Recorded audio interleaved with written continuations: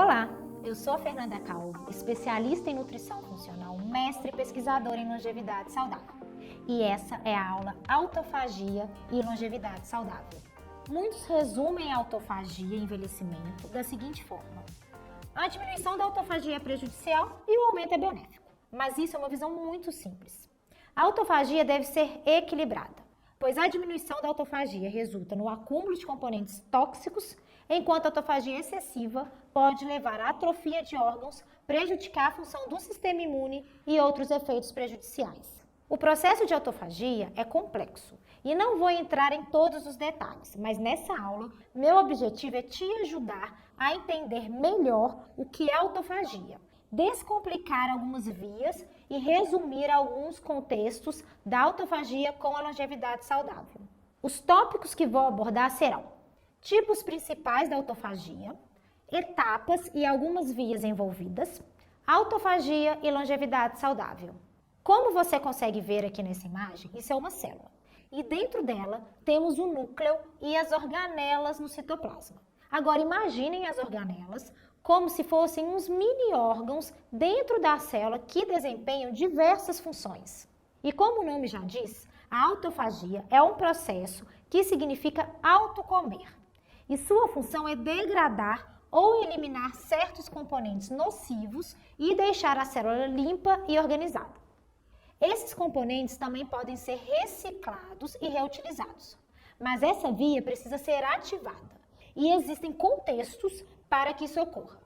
Vamos ver certos contextos um pouco mais para frente. Falando então em organelas, a organela-chave envolvida nos estágios finais de todas as vias de autofagia é o lisossomo.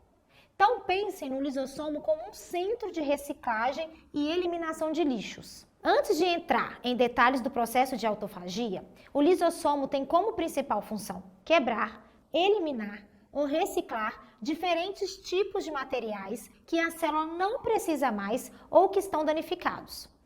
Caso sejam reciclados para o processo de reutilização, a matéria-prima que foi degradada é liberada no citosol. Um exemplo disso, imagine uma proteína disfuncional, que passou pelo processo de autofagia.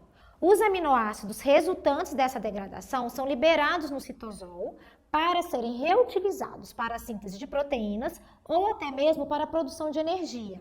No caso da síntese de proteínas, ela ocorre a partir da informação genética transportada pelo RNA mensageiro que se liga ao ribossomo e após essa etapa, o RNA transportador pega o aminoácido específico que está no citosol e leva ao ribossomo para construir a proteína específica. E normalmente, quando se fala de autofagia, a maioria dos estudos se referem à macroautofagia. Mas existem outros tipos de autofagia, como a autofagia mediada por chaperonas, que envolve a degradação de proteínas que são selecionadas por proteínas denominadas chaperonas. As chaperonas se ligam a proteínas-alvo e as guiam para os lisossomos. Um outro processo de autofagia é a microautofagia, que envolve a invaginação direta da membrana do lisossomo para englobar pequenas porções. Acontece, então, diretamente no lisossomo. E como vocês conseguem ver nessa imagem, a macroautofagia há mais etapas. E normalmente englobam componentes maiores. A escolha entre microautofagia, macroautofagia e autofagia por chaperonas depende do contexto específico da célula, do componente a ser degradado e da velocidade com que a degradação precisa ocorrer. E nessa aula usaremos o termo autofagia para referir à macroautofagia. Então, a primeira coisa, precisamos do contexto. Então, a célula ela precisa indicar que há necessidade de autofagia. E para que isso ocorra, é necessário alguns sinais extra e intracelulares, como, por exemplo, organelas danificadas, acúmulo de proteínas mal dobradas, bactérias, vírus, outras formas de estresse celular, como privação de nutrientes e atividade física. Após esse sinal, há uma ativação de uma cascata de sinalização, para que então comece o isolamento de uma membrana, o que chamamos de fagóforo. E para sua formação, há o recrutamento e montagem de proteínas e lipídios. Após a formação do fagóforo, como mostra essa imagem, a membrana ela vai se expandindo e englobando os componentes do citoplasma que precisam ser degradados. Existem mecanismos para garantir que os componentes certos precisam ser degradados e, por isso, são selecionados adequadamente. Existem, por exemplo, receptores que detectam danos ou alterações na função de uma organela. Então, nesse processo de engolfamento, começa a formar os autofagossomos, o que garante que esses componentes sejam englobados e se mantenham ali. Após formado, os autofagossomos começam a se mover dentro da célula e ficam ali trafegando, procurando os lisossomos. E quando encontra o lisossomo, se funde a ele para formar o autolisossomo, onde ali então ocorre a sua degradação por enzimas. Aqui novamente uma outra imagem mostrando o processo de autofagia. Então, recapitulando. A formação do fagóforo, a membrana que vai se expandindo e englobando componentes do citoplasma, o autofagossomo, que é o engolfamento que garante que esses componentes sejam englobados e se mantenham ali, e a sua fusão com o lisossomo, formando o autolisossomo, onde ali então ocorre a degradação e a reciclagem. Bom, agora que eu expliquei como é o processo de macroautofagia, outros sinais precisam ocorrer para que ela seja ativada. Tudo depende do contexto. Então, por exemplo, a ativação e inativação de proteínas que estão relacionadas à cascata de sinalização dentro da célula. Uma das formas de alterar a atividade de uma proteína é adicionando ou tirando um grupo fosfato. Lembrando que os fosfatos não podem ser ligados a qualquer parte de uma proteína. Eles geralmente se ligam em aminoácidos que tenham o grupo hidroxila, que são tirosina, treonina e serina. A transferência do grupo fosfato é catalisada por uma enzima chamada quinase. E esse processo é denominado de fosforilação. E a fosforilação pode ativar ou inativar a proteína. E lembrando que a fosforilação é um processo reversível e que regula a função das proteínas. Então, a fosforilação acontece como sinais para a célula. Esse grupo fosfato, que é adicionado às proteínas durante a fosforilação, é normalmente derivado do ATP. E lembrando que o ATP é uma molécula que transporta e fornece energia dentro da célula. E uma de suas funções é doar grupos fosfato para certas moléculas que precisam ser ativadas. Então, voltando aqui ao raciocínio da função da autofagia. Ela é importante para limpar a célula e pode também fornecer nutrientes e elementos essenciais em certos momentos, como, por exemplo, para a sobrevivência daquela célula. E para entender um pouquinho sobre certos contextos, quando a autofagia é necessária e ativada, tenha em mente alguns componentes importantes que estão envolvidos. Como, por exemplo, aqui, ó, mTORC1, AMPK, sirtuína 1 e o fator de transcrição EB. Agora, vamos entender mais a fundo um pouquinho. A sinalização extracelular de nutrientes, como aminoácidos, insulina e IGF-1, podem ativar a via mTORC1 dentro da célula. A fosforilação da ULK1 deixa essa proteína inativa e com isso prejudica a formação de autofagossomos. Lembra uma das fases da autofagia? E isso consequentemente inibe a autofagia. Então imagine, isso é muito inteligente para a célula, pois bloquear a autofagia nesse contexto ajuda a célula a priorizar o seu crescimento, proliferação e síntese de proteínas. Por outro lado, durante períodos de escassez, como baixa energia, jejum prolongado, restrição calórica, a ativação da AMPK, que é um sensor que monitora a proporção de AMP para ATP. Se os níveis de energia estão baixos ou quando a proporção de AMP para ATP aumenta, ativa-se a AMPK. Quando ativada, a AMPK promove a autofagia. Isso ocorre principalmente porque a AMPK fosforila e inibe a atividade do mTORC1. Isso também é muito inteligente, porque o organismo quer otimizar o uso de energia para manter a saúde da célula e gerar uma adaptação para essas mudanças. As proteínas ATG, como vocês conseguem ver aqui, também estão relacionadas à autofagia. Elas são expressas e fazem parte do processo, como por exemplo na formação dos autofagossomos. Então, como vocês conseguem ver, a regulação da autofagia pode acontecer por meio de vários caminhos. E no caso, então, da restrição calórica, o jejum e a atividade física, o aumento da coenzima NAD+, ativa as enzimas como sirtuína 1, que também é conhecida por seu papel na longevidade, e em especial por modificações epigenéticas. A epigenética são alterações na expressão genética que não envolvem alterações na própria sequência do DNA. A sirtuína 1 melhora a função mitocondrial e o metabolismo oxidativo. A ativação da sirtuína 1 também leva à ativação de PGC1-alfa, importante na biogênese mitocondrial e nas respostas adaptativas. E uma coisa interessante aqui é que parece que o exercício ativa a autofagia de uma forma global em múltiplos tecidos, e não apenas no músculo.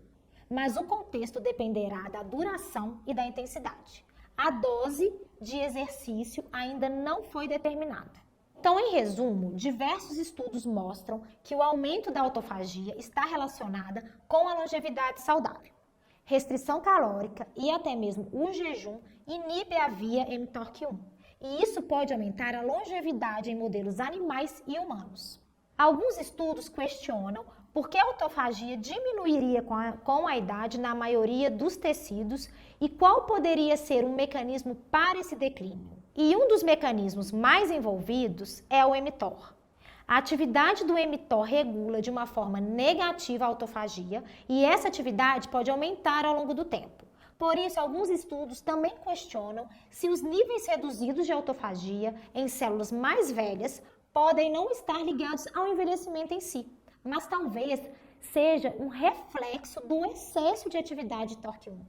E cada vez mais evidências mostram que, primeiro, a autofagia é um determinante crucial da saúde celular e longevidade. Segundo, a deficiência ou desequilíbrio na autofagia leva à incapacidade de eliminar de uma forma eficiente certos componentes nocivos que podem então levar à disfunção celular, aumentar o inflamaging, acelerar o processo de envelhecimento e contribuir para o desenvolvimento de doenças como as neurodegenerativas, que são, por exemplo, o Alzheimer e o Parkinson.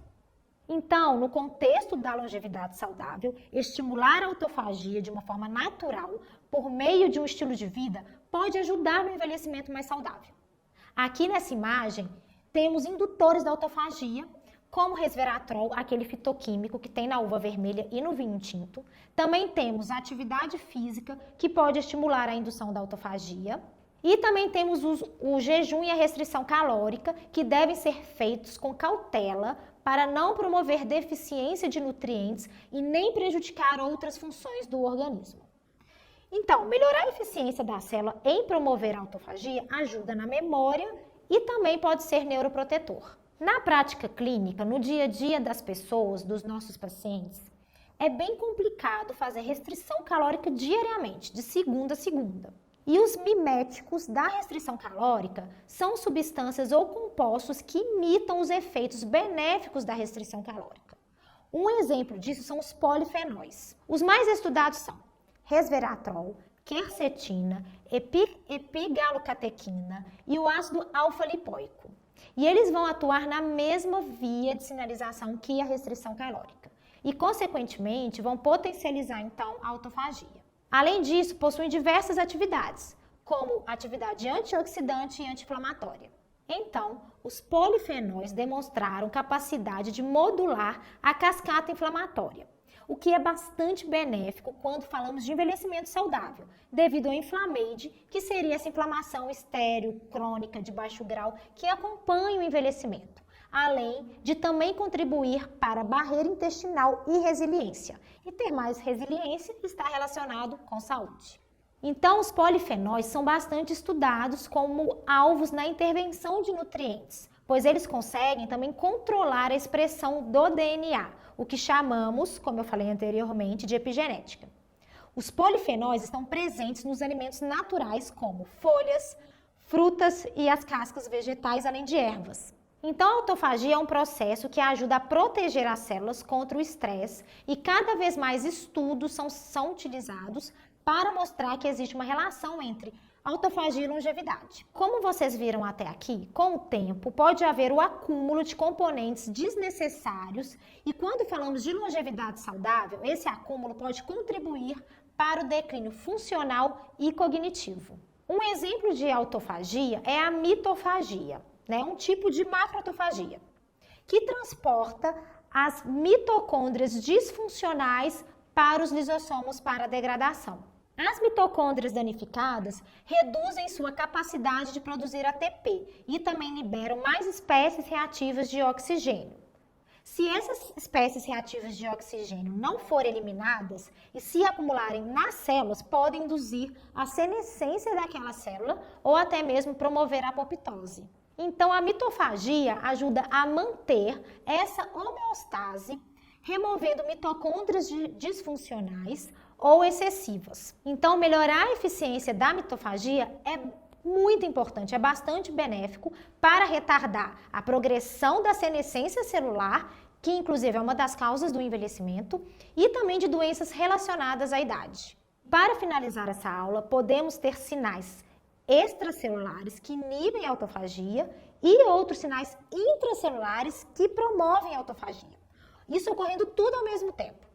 O que a célula vai escolher vai depender do contexto. O nosso organismo funciona como uma rede, uma conversa entre as vias. E no final de tudo, o resultado vai depender, então, do estado celular geral. Gostou dessa aula? Curta e compartilhe para atingir mais pessoas que gostam de aprender sobre o assunto. Se você também se interessa pelo assunto jejum e restrição calórica, tem um vídeo no meu canal que explico restrição calórica e jejum na longevidade saudável e também dou dica na prática clínica. E se você ainda ficou com dúvida, comente aqui ou me mande uma mensagem no meu Instagram, fernandacalvo_nutri.